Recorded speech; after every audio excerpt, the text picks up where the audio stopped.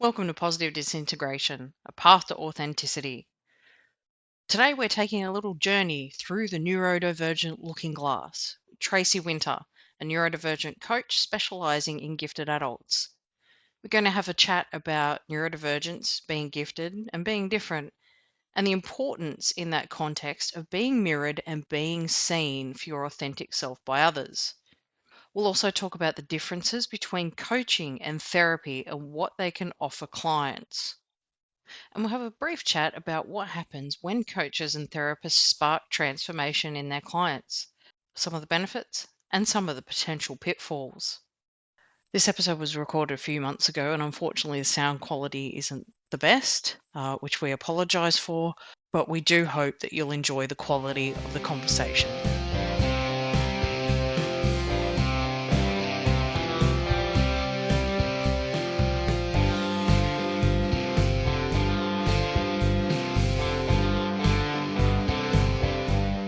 Welcome back, listeners, to another episode of Positive Disintegration Podcast. I'm your host, Emma Nicholson, and with me is co-host Dr. Chris Wells. Hi, Chris. Hello, Emma. How are you? I'm great. I could be better. Oh, Chris, what's wrong?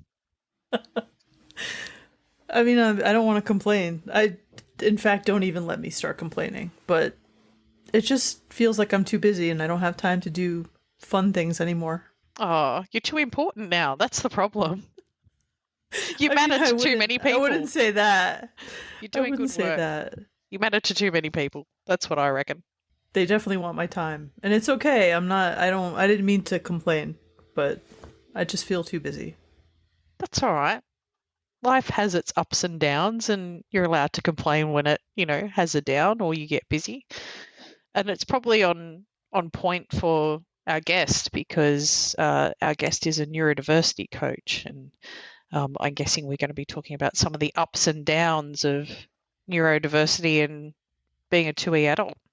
That's right. I hope so. I'm sure that we will talk about the ups and downs. For our listeners, our guest is Tracy Winter. Tracy is a neurodiversity coach specialising in 2E adults. She holds a PhD in human development and a PCC credential from the International Coaching Federation. Welcome to the podcast, Tracy. Thank you. Thank you for having me. I'm so excited to be here. Yes, welcome, Tracy. We're so glad to have you. Let me start by saying how we met, because I always like to do that when it's somebody who is my friend on the podcast. So we met 5 years ago at Sing when it was in Naperville, or Chicago, Illinois, for reference there, because it's Naperville, not super well known. But it's a suburb of Chicago, and that's where we met. And then a year later, we met in Naperville again at the Dabrowski Congress in 2018.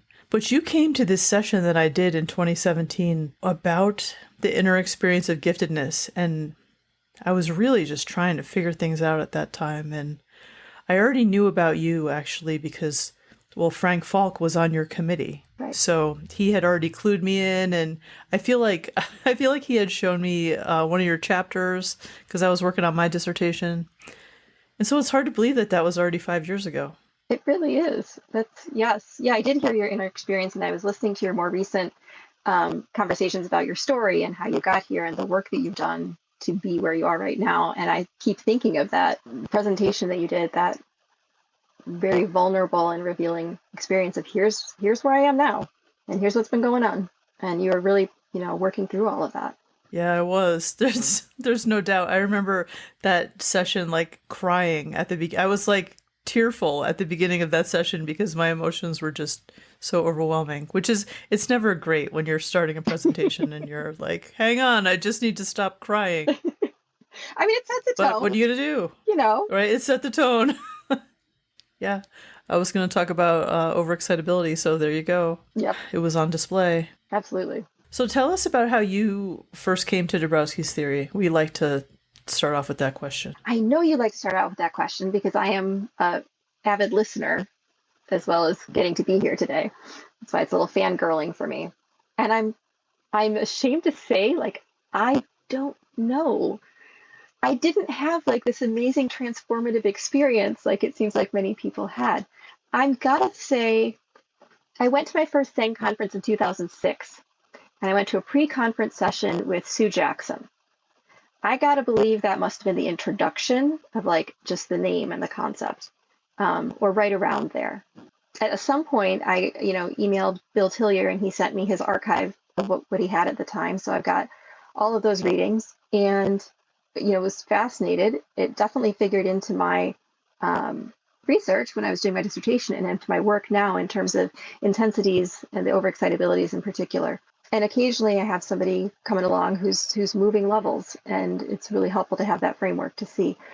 But I remember really being validated that I didn't like rice pudding because of the texture parts of sensual OE. That's what I remember. So clearly very deeply transformed. Well, that's okay. It's fine that you don't remember the exact moment when you discovered the theory. We can't always expect people to have that clearly in their mind. Well, thanks. What matters is that you came to it eventually, and that you came to the gifted field. But that's actually the next question that we had for you, is to hear a bit about your journey as a twice exceptional adult. Well, so it's actually kind of the family business in a little way. I was identified as gifted when I was 4, and my sister was identified at the same age. My dad's gifted as well. My mom is very, very bright and puts up with the rest of us, and she is not, doesn't have any kind of neurodivergence. She's the most like typical brain I've ever met. It's beautiful. It's just beautiful to watch it. So I grew up in this family with this mishmash of things. But my mom, once she learned about giftedness, became the gifted and talented coordinator for a school district. She created the program and ran it for 20 years and got a graduate degree in it. And I thought I was doing something entirely different. I bopped around a couple of different places. When I came to graduate school, I thought I went to graduate school to study organizational psychology. That was my plan. Do psychology without as much of the messy people stuff.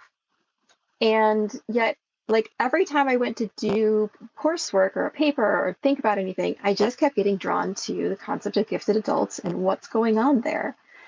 So that's where I ended up. That's why I have a PhD in human development instead of organizational psychology, is that it just kept pulling me. It's the thing that was driving me. It was the thing that I was interested in. And my biggest fear about doing a PhD, in fact, was losing interest somewhere in the middle, right? So this really kept driving and doing that. Then I realized, oh, I don't have a way to practice really. Like I'm not going to have a clinical psych degree. So what do I do? Well, my school also had a new coaching program. This is in 2008 or 2009. I got credentialed for the first time with the International Coaching Federation. So I became a coach. And I put those two things together because those are the things that I think about and I think are helpful. And that's what I've been doing. It's really ramped up in the last couple of years. It's become very fun, especially as there's so much activity in this community that either I wasn't aware of before or I think it's ramping. So there's so many other people I can talk to about all of these things. But I really think coaching can be a helpful thing for 2E adults, especially like therapy can be helpful for some things. And coaching can be helpful for other things. Like, how do I actually get along in the world, given that it's not made for me? So yeah, thank you for that intro, Tracy. And I'm glad that you brought up your doctoral program, because I want to ask you about your dissertation. It's really interesting because you talked about being seen. And I wonder if you could say something about that for our listeners. Sure. And this actually, feeds into my coaching work as well. But what I was really interested in is what happens when you get reflections from other people that form your self-concept. Like everybody and their mother says, be yourself, just be yourself. And I thought to myself, well, when I've been myself, that hasn't always turned out well for me. So what's that about? And then I've had a couple of experiences of people seeing me, meeting Sue Jackson was one, seeing me and like bringing something out in me I didn't know was there even. But when it came out, it felt like me. So it's sort of people seeing you the way that you see yourself and having that connection between the two, the balance. And I think what happens a lot of the time with gifted folks and 2E folks is we get funhouse mirror reflections because most of the world doesn't understand the experience that we're having, right? They don't have the intensities, all of that kind of stuff.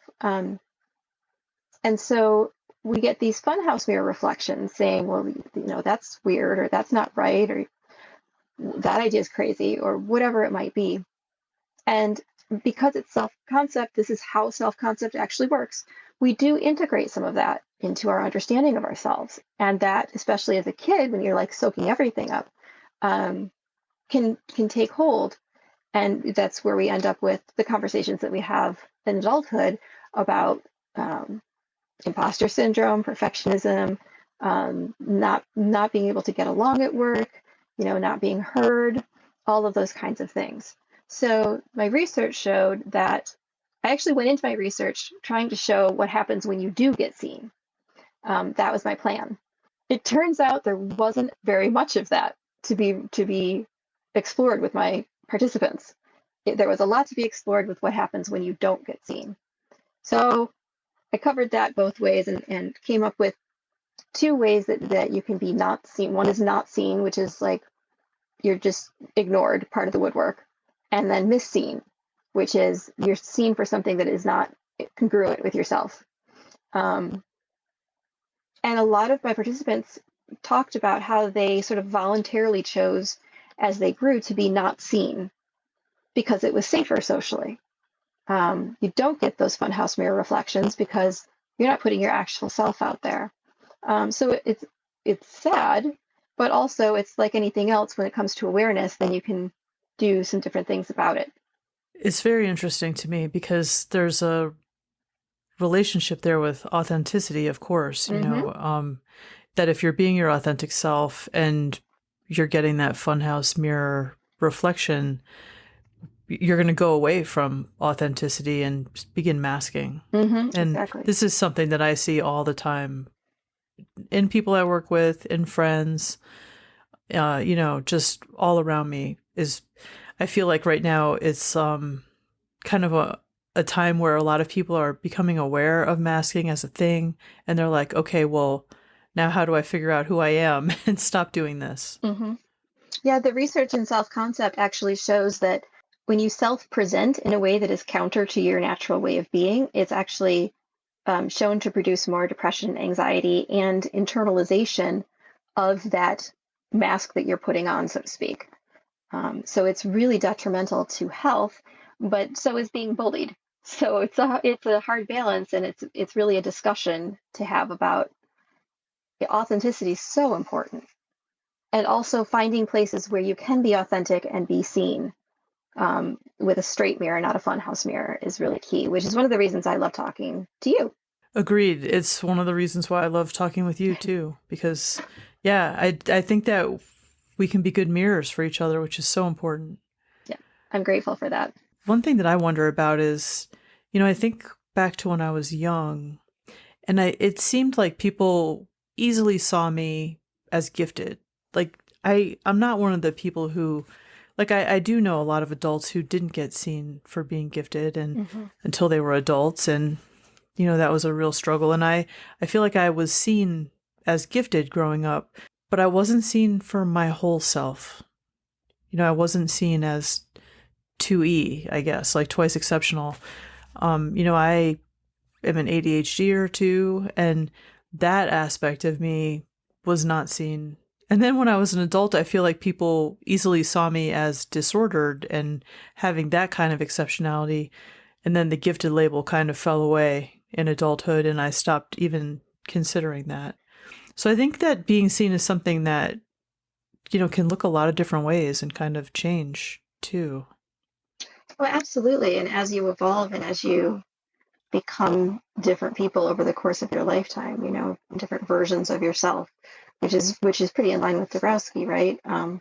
I think Right. I know that autopsychotherapy is important in Dabrowski, and I was listening to a recent episode that you had that you were really talking about that a lot. I think it was with Rachel Fell, and it occurred to me that's really interesting. And I know that we need those reflections. I think that there's a part where there's a place to either smooth the way or improve the experience of, working through these levels if you have a community as well.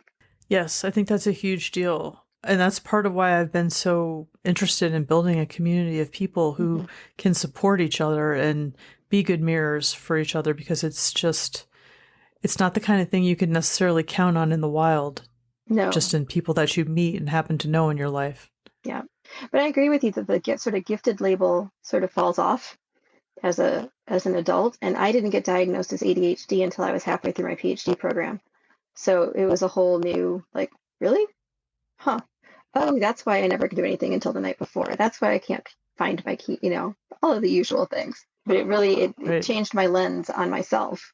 Yeah, it helps. I mean, you need to have like the whole picture of who you are. And so if you're only seeing certain parts, then, you're missing out on the other parts. And we're all really complex people with many different sides to us. So you just made me think about the clients. And I've had a couple of clients who had just found out they were gifted or didn't know they were gifted. And so they're getting these reflections from me that they're like, that feels right. And I've never had that thought about myself before, that kind of thing. And so I think it can be really helpful to help them uncover that part of themselves and integrate that part of themselves. And, as they go on their journey of evolution.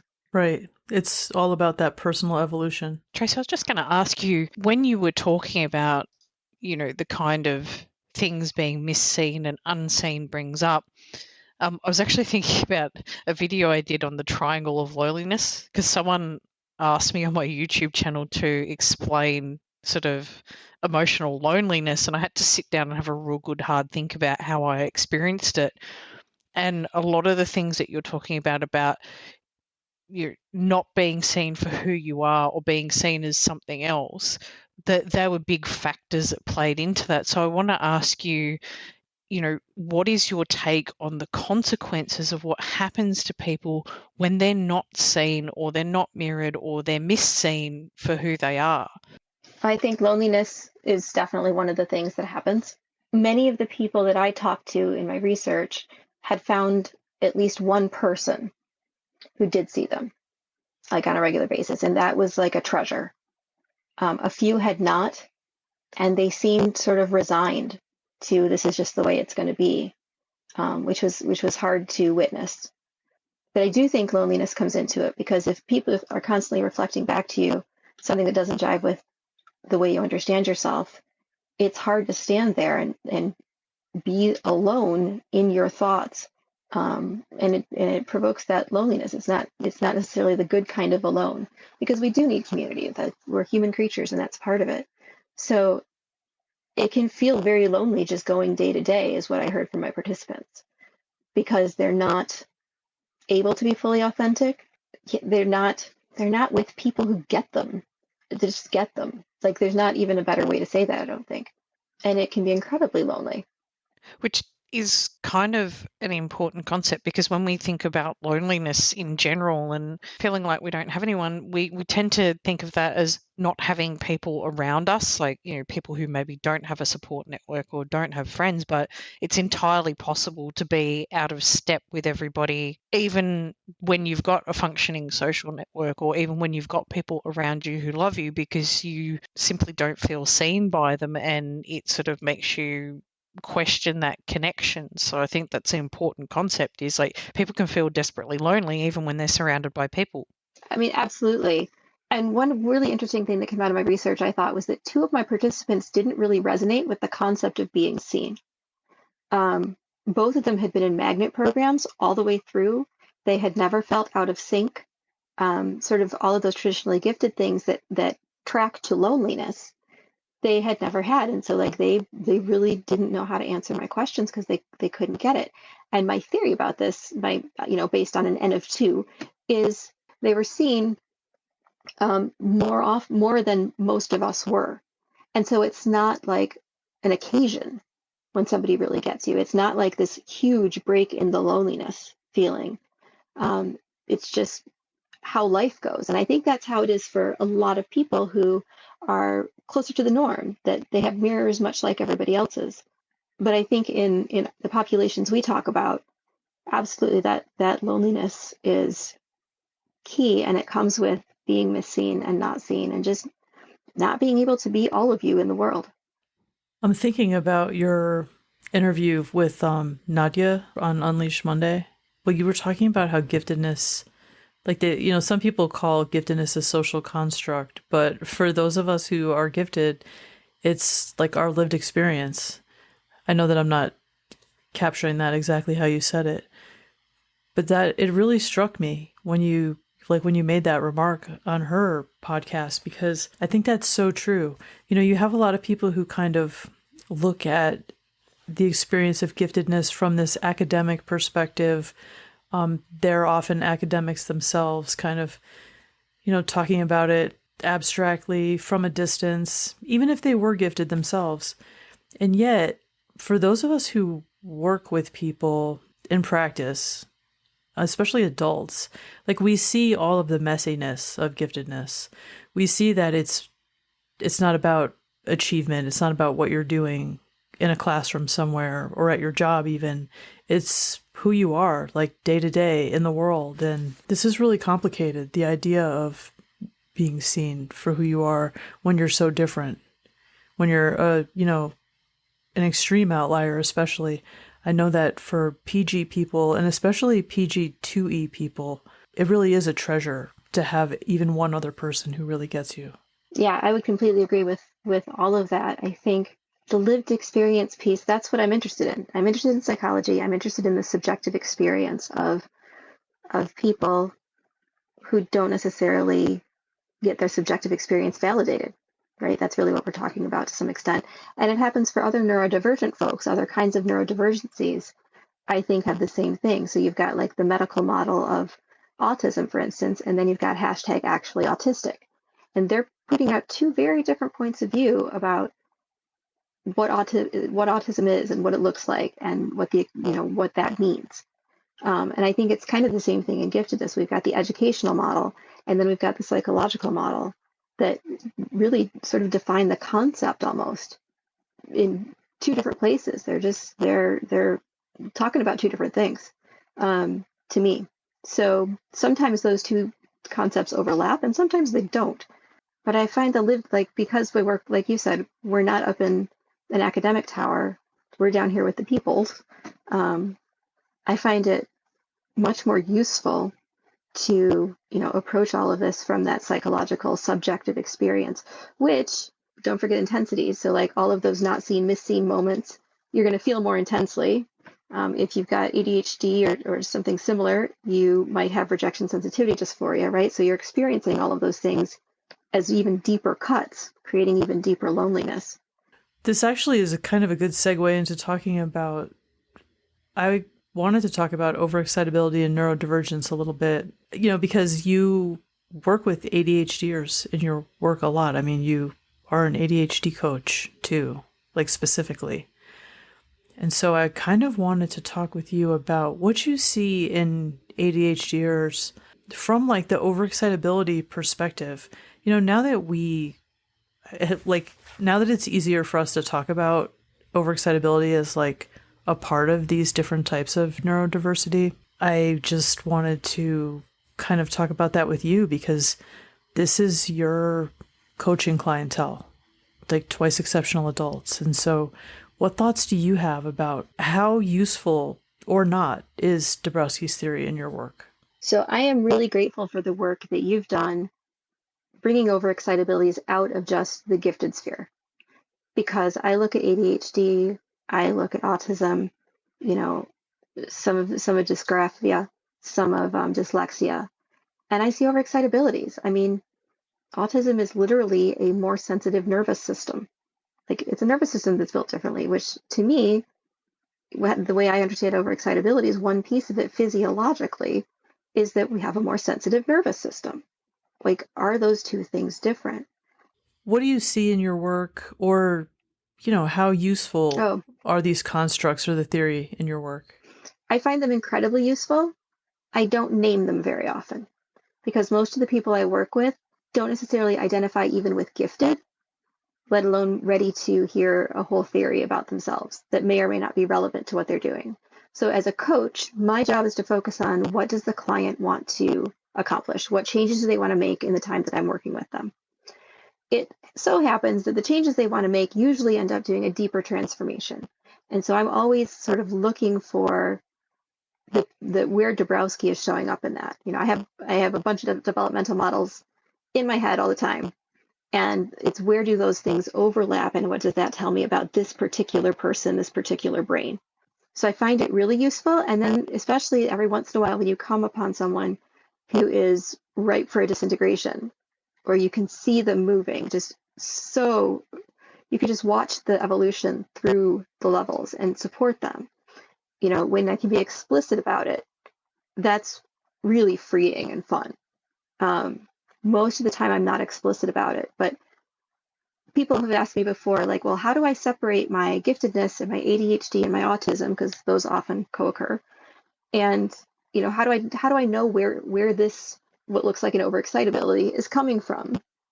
And because it looks like a symptom in ADHD, it looks like, a manifestation of autism, and it looks like an overexcitability.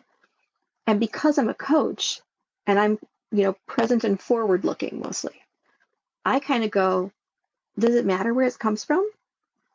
How does this impact what you want to do? How does this impact who you want to be? Like, that seems more important than its origin story. And I think part of it's because it may have the same origin story like you're talking about. I think Dabrowski is showing up all the time, even if he's not named. I can't help but wonder what other models you find most useful in your work, too.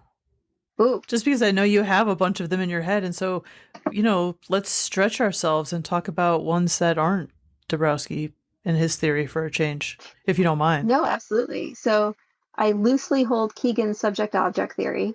My favorite is constructive developmentalism, so Cook-Gruder's work, which is an extension of Lovinger's work. I think that concept of how much complexity can you hold at a given time, and that being developmental, really informs my understanding of my clients, even though they don't know that. Dabrowski is really a framework that I am using in my head quite a bit. Erickson, I'm listening for what happened early that may have impacted how things are going now, and like, where is that? I'm not digging into that wound as a coach because I'm not a therapist, but being aware of that and how can that show up. So, the oldies but goodies mostly. And then really Cook-Gruder and Dabrowski are my two, ones that are often in the forefront. One thing that I feel like is very unclear to the public is the difference between working with a coach and a therapist. And since we have you here and you're a coach, I wonder if we can just talk a little bit about that difference.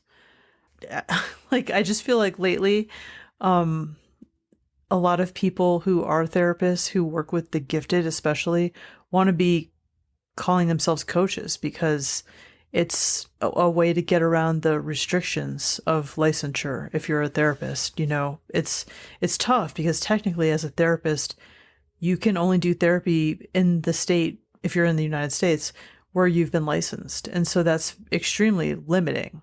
It's different though. Like, just calling yourself a coach doesn't make you a coach. So can we talk just for a moment about like the skill set of coaching compared to, being a therapist? I love that you asked this question. You want to talk about this.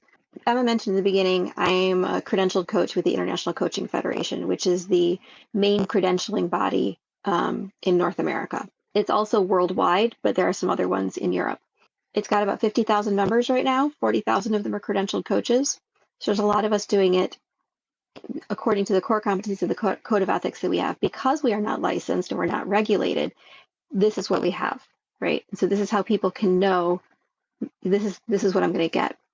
But the different skill sets, I think some therapists use some of the same skills as coaches, but the way that it's easiest to think about it to me is therapists mostly are going to go back and look at things like trauma. What is the source of depression?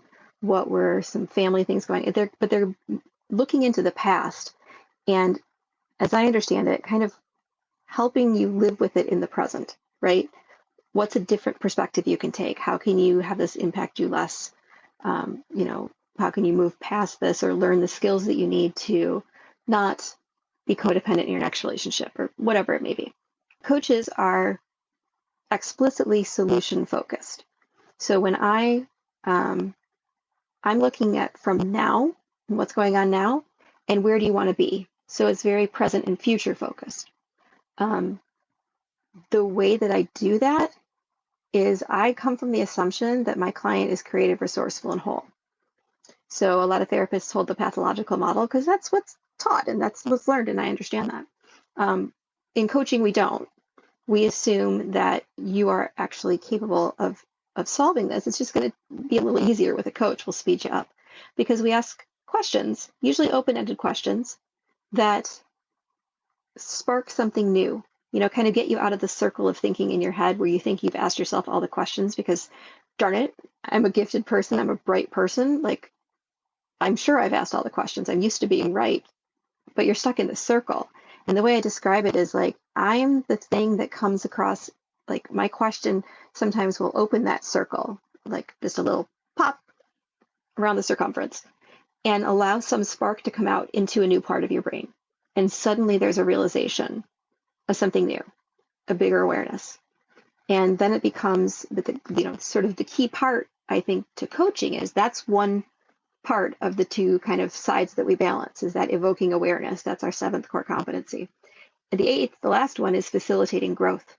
And it really means, the way we've defined it, it means action. So I'm taking that awareness and saying, okay, we've worked with this, we're settling into this awareness. What do you want to do about that? And that's a big part of it is there needs to be practical, pragmatic movement in a direction. That direction is set by the client at the very beginning of the engagement. And it's also a time-bound engagement. So we are aiming to get to this change by this time. And if we don't, then we can add a session or we can subtract a session or whatever, but like that's where we're headed. So having that, direction, some exploration, but exploration that turns into action that gets you moving in the direction that you want to move. And I think this happens with some therapists, but if you have a coach, at least an ICF-credentialed coach, this is what you're going to experience. Thanks so much for explaining that so well. That was it's interesting to me to think about the difference.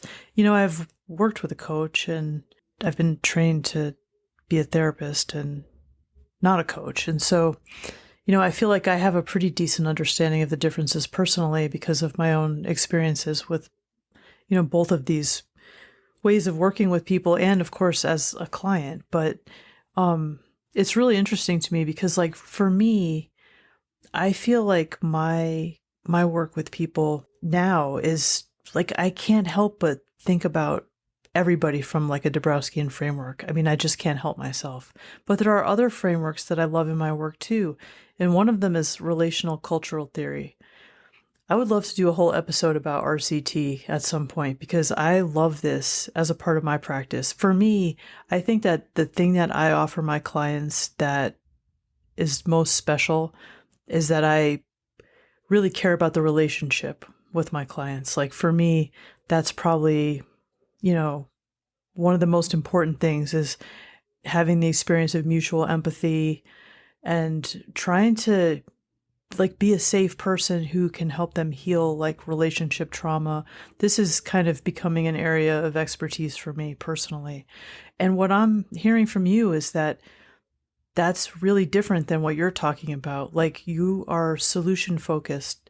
And it's not that I'm not with my clients, but it just, it's hard to think of it as like time bound, like it's something that we're like trying to be speedy about or efficient about in any way, even though in some ways, of course, you don't want people to be your client forever just because, from in my practice, like it's all self-pay. And so I don't want people to have to spend a lot of money to get well with me. And I really want to get them on their own path, like as soon as possible. But I don't know. It's interesting to talk about this stuff, at least for me. I mean, hopefully our listeners will find it interesting. Yeah, what you just said about having the relationship with your clients and that being key, I think that's true for coaching too. And there have been those studies that show that it doesn't matter what kind of therapy happens, it's the relationship with the therapist that actually can predict, how much better or how much the person moves from where they are to where they want to be. And I think that's probably true with coaches too. The one thing I say, even before credential and training and all of those kinds of things, is you want fit. And I think that's, we all know that's true for a therapist. Those of us who have found our therapist, it's like been amazing, and had some that were not quite the fit. But I think that part of fit, if this goes back to being seen, like some of what I do with my clients is just like stand there and reflect them to themselves with a straight mirror and say, this is great. Like, you're absolutely okay just this way, you know? And so helping them stop the self-judgment and develop more self-compassion along the way. So when I describe what happens, that is what happens, but it's along the way there is also transformation. I recently had a client who rolled off, who came to me. Basically, she wanted to make sure she got her dishes done, clean out the doom room, and keep her car clean. And at the end of our engagement, she was like, I actually appreciate myself with ADHD. I want to shout it to the rooftops. I thought it was something that I needed to manage, but it's really just part of me. And I'm so excited to write this children's book that I didn't even remember that I was going to do. And it's going to be all about it. Like, she also got her dishes done. So we accomplished what I she love asked. that. And there's a transformation that's difficult to explain, but it's funny how people who have been through good coaching like this will often come back for more coaching, because now they understand what's happening, what this is all about. I was just going to offer a perspective on the whole therapy versus coaching thing that comes from totally outside of that. So I'd take it from a business analyst perspective, in that, Chris, you were talking about solution mode. Sometimes when you're trying to solve problems, particularly in a business or, in change management, what the problem is reasonably straightforward. So you write out your problem statement, this is happening in this area of the business, and then you can go straight into solution design. Whereas other times, like, you go, this is happening in the business, but we don't understand why. So now we've got to go back and look at data and look backwards. And I think, like, there's value in both those approaches depending on the complexity of the issue. And sometimes when there's something happening in your life now, it's easier to define the problem. Whereas if you've got things that are rooted in your past, where therapy goes, it does require that sort of deep analysis. So I think both approaches are valid depending on the nature of the problem that you're trying to solve. Sometimes you can just go, whack, here's the problem. Okay, let's go into solution mode. Other times you've got to dig back and figure out why things are happening. So from my perspective, I think they both have a useful purpose. I love it when my coach clients have therapists. Chris and I have shared a client once or twice, and it's been amazing because she does a whole different kind of work than I do. I love when my clients also have therapists. The therapists, as I think of it, dig into that trauma and pull it out and take a look at it and all of that. And I call what coaches do dipping. So we don't go directly to solution. There's still some awareness that needs to come out. As I tell my ADHD students, people who are training to be ADHD coaches, and I'm always telling them time management is never about time management. Somebody comes to you and says, I have to get my calendar in order. It's like, let's look at what the barriers are to getting there in the first place. So there's that, but it really just dips, whereas therapy digs. I don't know if that makes sense to people who are not in my brain. It does. It does.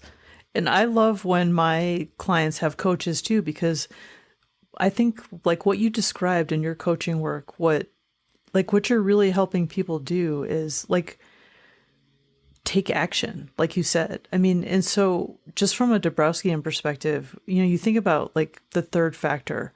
Well, the third factor, dynamism, isn't just thinking about making a decision, right? It's about conscious, deliberate decision making, but it's more than that. It's also making the decision of what's more yourself or less yourself and putting it into action in the world. And so really the great thing about working with a coach is, getting the guidance around taking the steps that you need to take to do the transforming, work, or to get on the other side of that work even, I guess. Another thing that I heard from you, Tracy, in your description of what you do as a coach is that you're, like, awakening dynamism sometimes by helping people, get those like spark moments of realization. That's so important. Well, and it's so fun. It is. It's so fun. Well, that's good. I mean, it should be fun. I think that if you're not enjoying your work when you're doing this kind of work with people, it probably comes through with your clients. I would think that's true. I think it's hard to find a fit with someone who doesn't want to be there and doesn't, isn't interested in what happens to you. So that's interesting. I'm gonna have to add that to my framework of like what are the dynamisms that are awaking in this person. I've been wanting to discuss this unpublished book by Dabrowski called Developmental Psychotherapy. And in that book, he talks about awakening dynamisms in clients. And that to me is really interesting. And of course, Frank pointed out that he also talks about when not to do it, which is interesting. There's a lot to say about all of that. And I don't feel prepared to talk about this book tonight. But just there's so much that we haven't explored yet in Dabrowski's work that we can apply in our work now, that it's exciting to me. And so, I don't know, there are many more conversations to be had about all this stuff, that's for sure. Well, I think Frank makes a good point, and it's something that I'm thinking of at times with my clients is like if we peel this Band-Aid away, or if we, dip through this, is it okay to are they okay before they leave my session, right? Like, are they back in a stable position? Because sometimes awakening those dynamisms and then you send them off into the world and it's like, I don't know what to do now because my whole framework just shifted. And so I think sometimes handling with care, right? Around that kind of thing. But I think also just want to throw in there, we do a lot of experiments in coaching, which I think relates to finding yourself in the world. Is, who do you want to be in the world? Like, go try this version on, go try that version on. I think that feeds into that development piece of Dabrowski. So, but yeah, I do think about the same thing Frank was thinking about. Like, there are times when it's okay, and there are times when the person isn't quite ready to manage all of that. There's a little bit of me making some decisions for the client, which is not really what we do in coaching, but it's sort of safekeeping. I'm sure you must do the same thing in therapy. That totally makes sense to me. Yeah, I mean, you do have to be careful. You don't want to force somebody to go where they're not ready to go yet, or to awaken something in them that they're not ready to deal with yet, for sure. So I have a question for both of you on that note. We're talking about neurodiverse people who see the world differently and maybe feel unseen. And we're talking about difficult awakenings in people. With that in mind, people aren't going about their lives in a bubble, right? And normally they've got relationships that they're trying to maintain in their life. And those relationships might not be with other gifted or 2E or neurodiverse people. So, they might be feeling that unseen issue, in close relationships, even with partners and spouses. So I'm wondering what your approach is to either coaching or providing therapy or whatever, or, your advice in general of, how do people who are now coming at the world from a different perspective or a newly shifted perspective because they're experiencing some dynamisms, what advice do you give to those people about having a relationship or maintaining a relationship with someone who maybe doesn't see the world the same way they do? Because arguably the difficulty of not being seen on the neurodivergent side of the fence has to go both ways, because if someone who's neurotypical can't understand our experience, neither can we understand what it's like for someone who maybe doesn't have overexcitabilities. You can't put yourself inside someone else's head.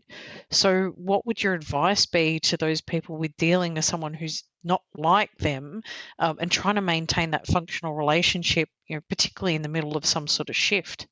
So I don't usually advise, but if I did, this is where the Cook-Gruder constructive developmentalism work, that's why this is in the forefront of my mind, because of that level of complexity to hold. So oftentimes people who are not experiencing these, Dabrowskian movements, are not having these new awarenesses. It's sort of not necessarily in their capacity, according to Dabrowski. They can't hold the complexity of what we're doing, and it's unreasonable to expect them to, right? So the key phrase for me is meet them where they are. I think that we are better equipped to meet people where they are, like once we've developed past that level or that stage, right? So I think that there's that to it. But meeting people where they are is a big effort sometimes. It's sort of translating yourself into a version that can be understood. It's not necessarily showing all of yourself. It's a little bit masking, a little bit self-preservation, a little bit, if I want them to understand at any level, I need to say it in a way that fits with their worldview. And I agree, Emma, that we can't necessarily understand the experience of being neurotypical, but I think that the more complexity you can hold, the higher up you are on Jabrowski scale, the more, we're really good at perspective taking, better than the average bear. And so I think we can get closer to that than they can get to us. And I kind of think of it like Spider-Man, with great power comes great responsibility. Like, it's our job to get there. That's a lot of responsibility. And sometimes you don't want to do it. So you don't do it with everybody. It's a matter of who's worth the energy, really, of explaining yourself to. And I don't love my answer to this question. It's the best I've got right now, but I am continuously looking for how can that be better? Because I think you can make do with what I just said, but I don't think that it is great for development or great for, your own self-awareness, all of that kind of stuff. So I'm hoping Chris has a better answer than I have.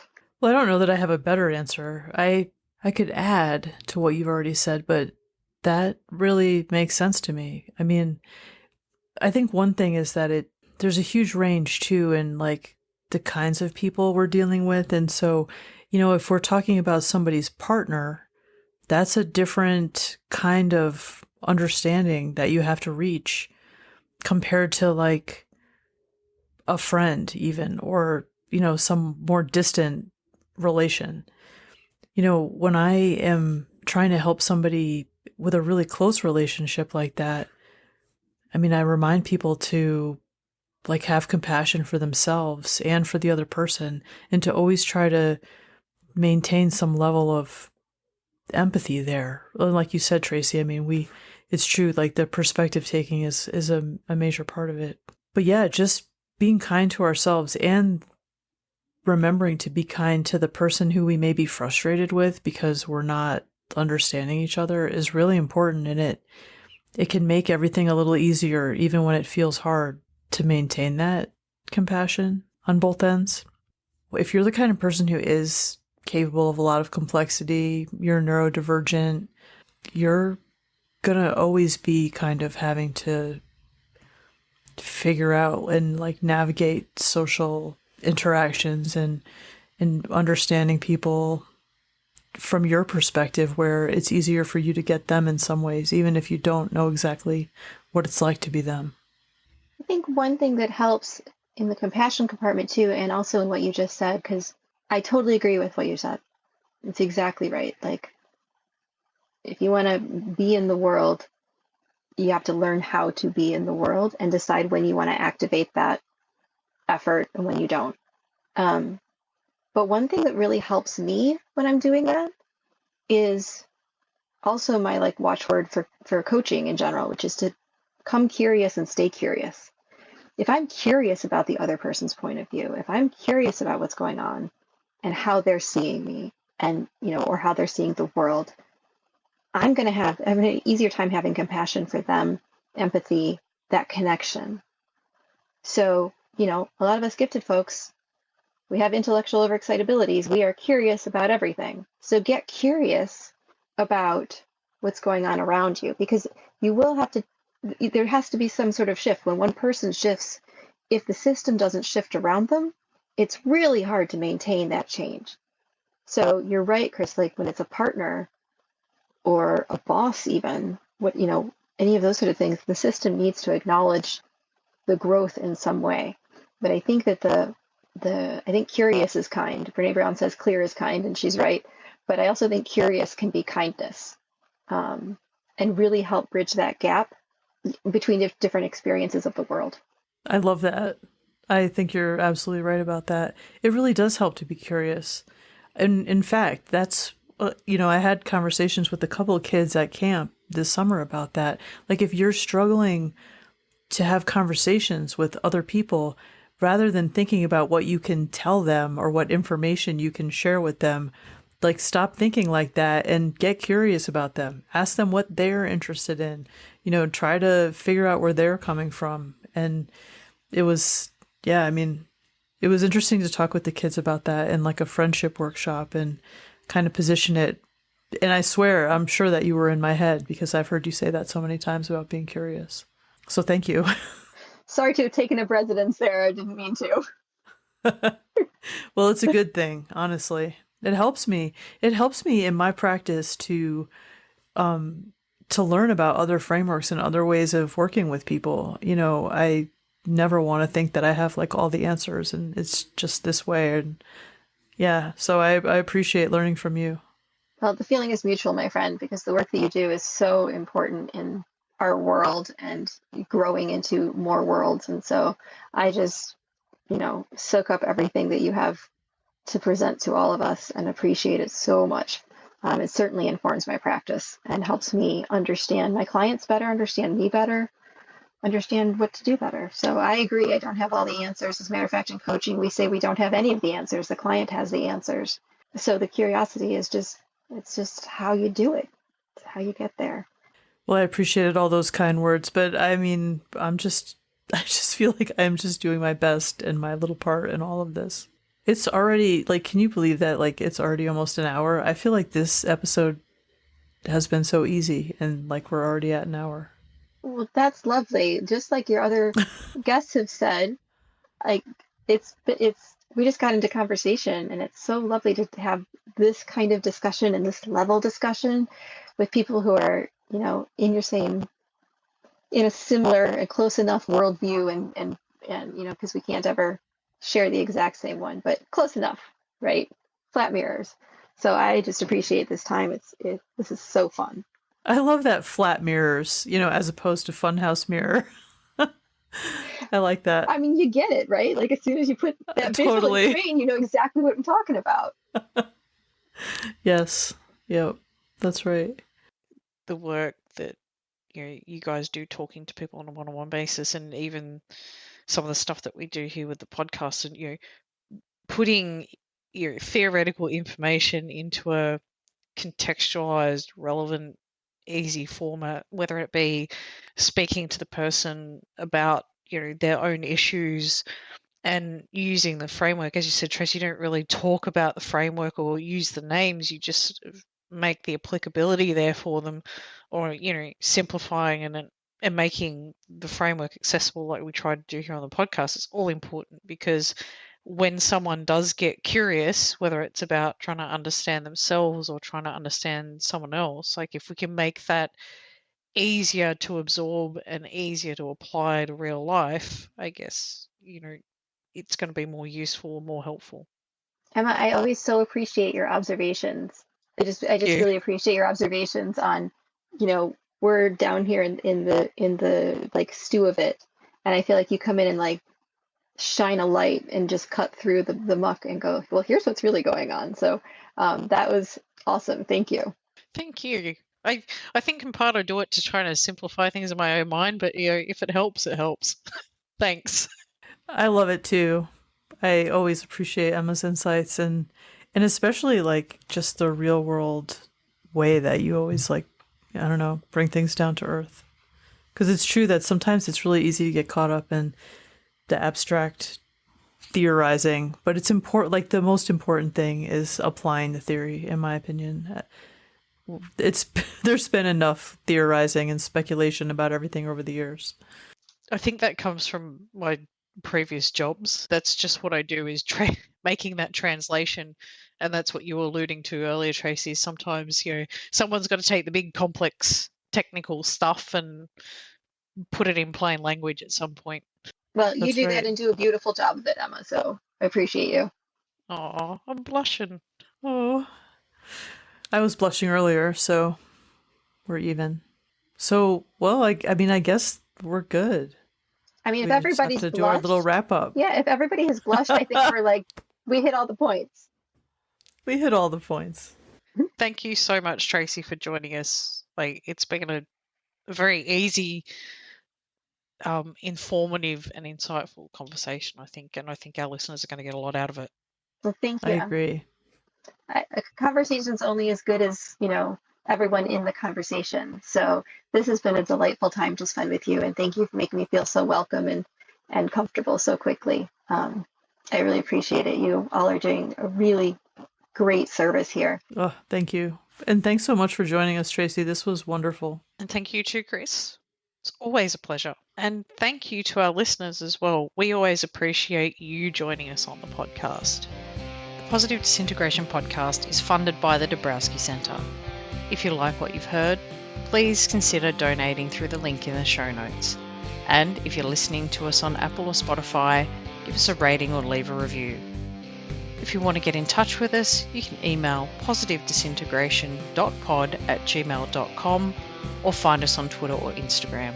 And until next time, keep walking the path to your authentic self.